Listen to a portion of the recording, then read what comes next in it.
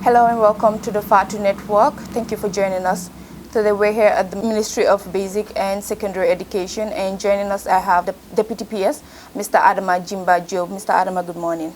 Good morning, ma'am. Today we'll be talking about the current situation of the educational system in the Gambia, and as well as their plans for the upcoming academic year. Mr. Job, the educational sector of the Gambia is no exception compared to other departments, other sectors when it comes to the coronavirus pandemic. Can you please tell us briefly how the sector is at this moment? I would say, as you alluded to, first of all, let me say good morning to our viewers, and thank you for finding time to come to talk to us. And as I always said, we as a sector are not hiding anything. People can always come to us at any time, and we'll be more than willing to disclose whatever we're doing. That notwithstanding, I would totally concur with you when you talked about education system is not an exception as far as COVID-19 is concerned. And I always said we are the most heated sector as far as the effect or the impact of COVID-19 is concerned, because we have the biggest number of personnel and students, as far as the population is concerned. Because when you talk about, since it started, at that time we were talking about more than 670,000 students. We are projecting for the 2021 academic year more than 700,000 students, with more than 16,000 teachers and support staff in the schools. So obviously we have the biggest population as far as, any sector is concerned. And therefore, if you look at the numbers in terms of the effect, we should be having the greater part of the effect, because our children, our schools have been closed since the 18th of March to date. We have not been going to school. So that has a lot of impact as far as contact time is concerned, but also the socio-economic, aspect, this psycho aspect of the child is being affected.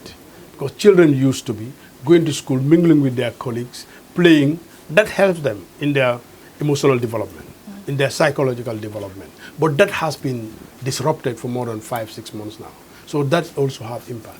But also, their learning, contact with their teachers, the contact hours have been affected. So they have not been learning, effectively.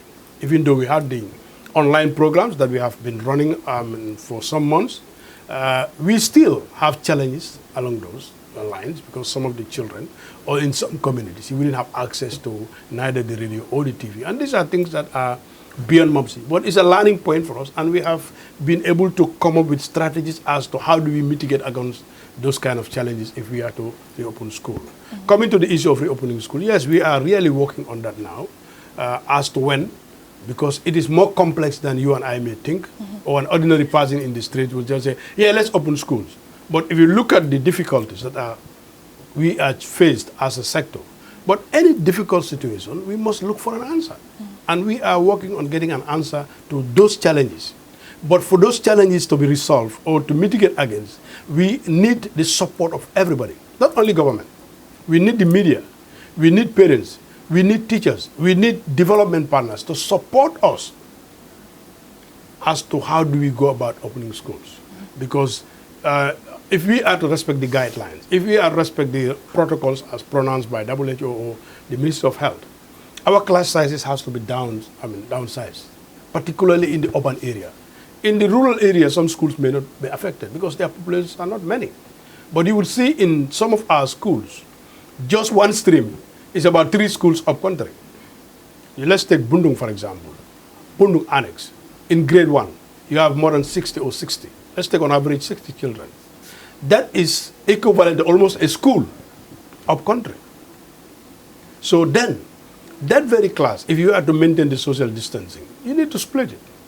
You need more classrooms, you need more furniture, you need more teachers, and many other things that are not ready-made. For teachers, for example, you don't buy them over the shelf. You train them over a period. But this pandemic has taken us to a point that if our teacher requirement was going to be, let's say 1,000, with this new scenario I just explained, we will need another 1,000 to make it 2,000. Where do you get 2,000 teachers overnight? You said now, okay, let's take the alternative of double shifting them. Excuse me. To double shift implies the teachers, everybody has to be involved. Some teachers cannot double shift. Their health cannot allow them to stay in the school for the whole day. So family commitments cannot allow them, which implies that there would be some who would voluntarily tell you, I'm sorry, sir, I cannot be part of it. That implies there will be a group of children who would not go with it, will go without a teacher. Are they not Gambians? Are they not entitled to be taught? So we need to look at modalities as to what do we do to make sure that somebody is there for them. You look at the class sizes.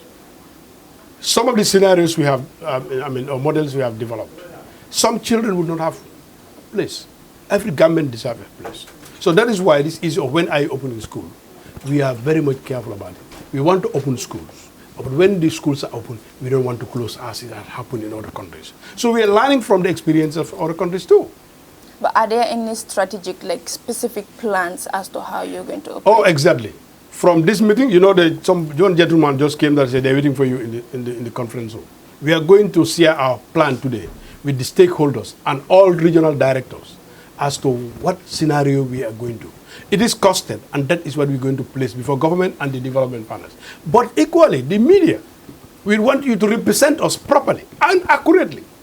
Not just to go there and say, yeah, Mobse this. Oh, no. We want to be represented. And that's why I said from my beginning, our doors are open for people to have accurate information. And when we are done with sharing with our partners and we all agree, we will submit to the executive and seek for clearance. Because I said earlier on, the closure of schools was not a luxury. It wasn't a luxury, even for the executive. And it wasn't a pronouncement made by my Honorable Minister. It was the President, His Excellency. And when he was doing it, he did it out of frustration. Sorry for my language. You know, but that was not his wish. It wasn't a luxury. It wasn't a very pleasant decision to make. But he was compelled because he was advised that for us to contain the spread of COVID-19, for us to make sure that our country is not vulnerable, which you and I know the challenges as a third world country, we close our schools. So those are decisions that Mobse cannot undo overnight. We need to be certain that we explain to him and to the executive, we need to open school because of 1, 2, 3. But if we are to open school, we need ABC. And that also must be endorsed by the Ministry of Health because they have the expertise to advise. Yeah, with what Mobse presented, we are convinced that if they go by that, schools are safe to open, and let's open schools. So an amount of $34 million, if I'm right.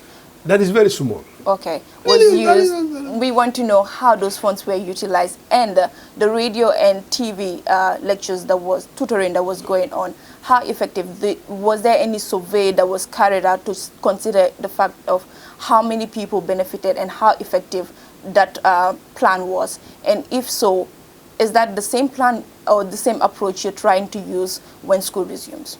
I would first by starting refuting the 35 or 34 million you said. Okay. I don't know where that came from. We have been saying it from March to date that there is nowhere my ministry is giving 35 million. That was a wrong conception. I don't know how the media get that. And we have been saying it over and over again. It's not true, but still the question is coming. I would start by saying that is not true. We have never been giving that either. Now the effective of or whether there was a survey, yes. Our broadcasting unit went out with the youth report of UNICEF also had there. The civil society also have gone out. A lot of people have gone out to do an assessment. But as you said, there are pros and cons. That's life. You cannot get everything 100%. We have some challenges, we have some faults, but that is what makes life meaningful so that we learn from our shortfalls to improve on them. For example, I talked about the issue of some of them not being able to access the radio or the television because they do not have light, they don't have internet connectivity. Those are problems beyond Mobse.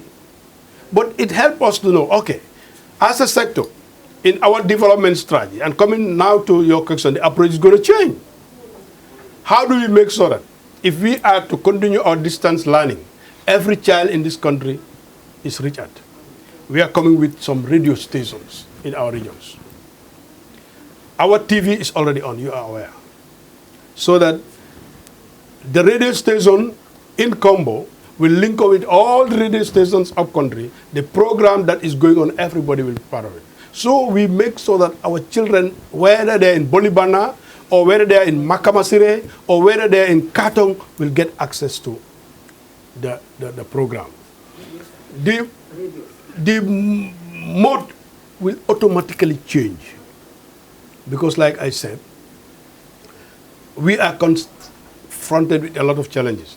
A teacher who was handling 60 kids in a class is now going to handle 30. It's a lesser number. But who was working from 8 to 2 now have to work up to 6 o'clock or beyond 6. So he needs some support. He needs some training. We need to reorient the teachers, as to how to. And these are some of the things we already started doing. So that if we open school, our teachers will be au fait with what methodology to use.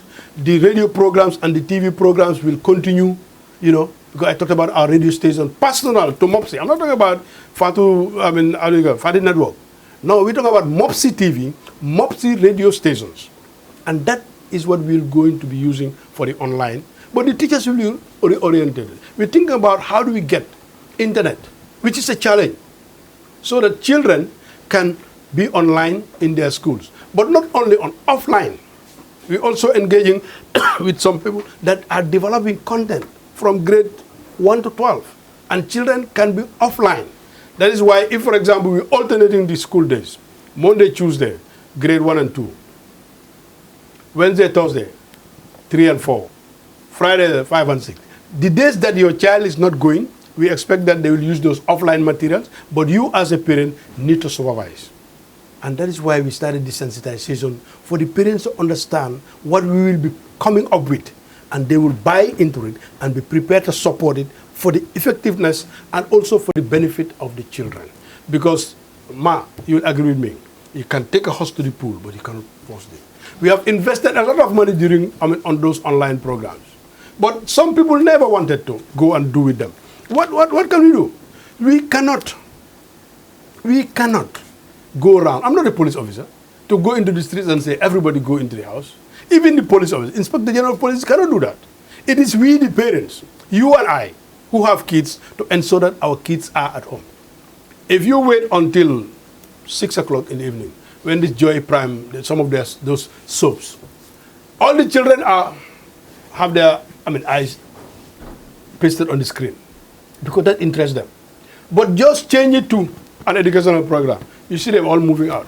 Like on Sundays, when I don't go to work, I try to see what is happening with my children. When they are looking at these programs, everybody is sitting down, watching. But if I say, can you switch it to QTV or GRTS, because I learned that the maths class is starting by 11. They will do it because I'm there. But then, give them 5-10 minutes, they will all withdraw and get into their rooms or are outside playing football. As a parent, it is my responsibility to call them back to say, come and sit down. The interest you have in watching this show, you must have that interest to learn. And that is why we need the parents. And that is what is making our opening of school complex, but inshallah we'll do it. There have been rumors circulating on social media that students might not be promoted to another grade. They would have to stay back. How true is that? That is not true. Because of that promotion, excuse me, why we were able to convince government and all stakeholders that we need to allow the grade 9s and 12 to exit. And I could remember during those days telling people, it is more expensive not to allow them than allowing them, because it's going to be huge cost that we cannot shoulder as a country. Inshallah, they will be. And that is why I say, in our opening strategy, there is also a component called the catch-up. And that is to help them to catch up with what they have lost during this past academic year. And it is the very reason why we still implore on parents to support the ministry to make sure that those catch-up classes, if they are going to be on TV or they're going to be on radio, the children are there to listen and to follow. We alone cannot do it. We all have to accept that it's a global problem. We are affected as a country, and as a country, we must come together, regardless of what you believe or where you belong to, that see Gambia for tomorrow, and Gambia's tomorrow relies heavily, or entirely if you want, on our children. And if you don't prepare them well, we will pay for the price. When we may not be alive, but then posterity cannot forgive us. So in summary, are you saying that people should be hopeful that the educational sector of the Gambia is going to take a different turn? Yeah, that would be a different tone, obviously. Like I said, it's what they call the new normal now. It's not, it's very abnormal. Since I was born, and this is the first time that schools have been closed for 5 or 6 months. This is the first time we are seeing a pandemic that is global.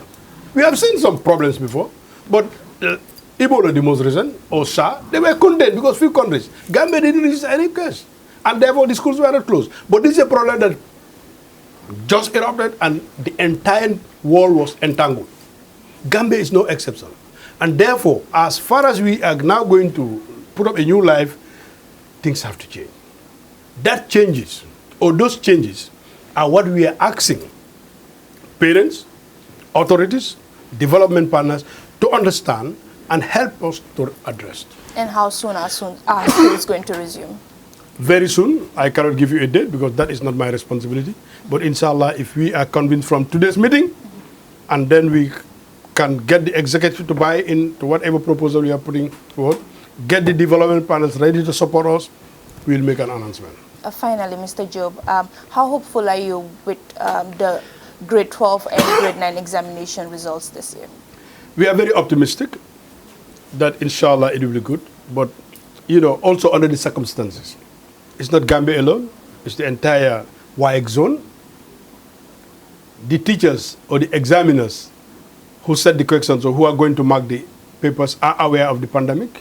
So definitely it's going to be a new normal. What we hope, the results will be out for grade 9 very soon, but I cannot tell you it's going to be 100% or I cannot, because I wouldn't know. All I can tell you is the exams went successfully, and I am ready to challenge anybody on that, because we were able to conduct the exams free of charge. It went, grade 9 started well, grade 12 well, no problems. We have never seen where they said we are going to cancel these people because of 1, 2, 3, or the exam was put a halt because of. We know there were a lot of problems regarding COVID-19, but the Gambian populace, the teachers, the students, the parents supported Mobse, and alhamdulillah we are able to sail through. Thank you, Mr. Job. It's a pleasure.